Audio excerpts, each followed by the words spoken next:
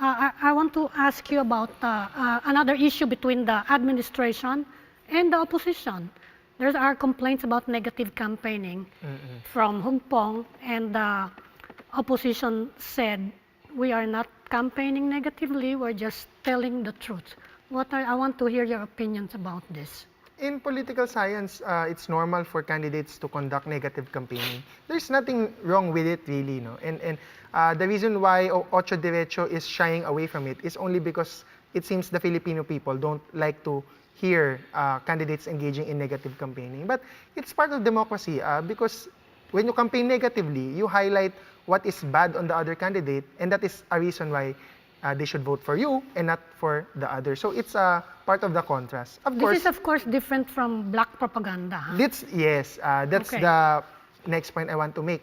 Black propaganda is based on lies, based on slants, smears. Negative campaigning, Ocho Derecho says, we're just saying the truth. It's not negative campaigning. It can be both.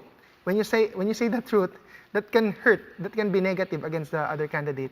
But of course, we don't forget that they should also engage in positive campaigning. Like, why should they not vote for the other candidates, but why should they vote for this candidate? In fact, our national discourse when it comes to campaign is very mild. If you go to local radio stations, this could be really violent to the point that they are really assaulting journalists. So I think this national discourse of, being negative to the other candidate, this is just kids' club, but you go to the local level, that's where, they're killing each other, actually, literally. There's no limit. And in fact, covered by the Constitution, freedom of expression should be unlimited. So this is part of that, part of a democratic discourse.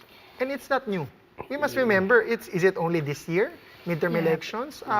President Duterte, of course, some of his supporters, and my close friend, Attorney Bruce, doesn't believe that he engages in negative campaigning. But for me, during the height of the 2015-2016 presidential campaign, he was negatively campaigning against Mar Rojas and Grace Poe.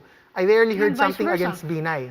Yes, and vice versa. But President Duterte was highlighting what was wrong with Grace Poe, her citizenship, allegedly. With Mar Rojas, his incompetence, allegedly. So, I mean, that's allegedly. So that's negative campaigning. And we're academs here, no? We're discussing it academically. So that's negative campaigning from Manny Villar against Pinoy, Pinoy against Manny Villar. So it's been there. I think Filipinos accept it, but they just don't want to hear it that you are admitting you are doing it.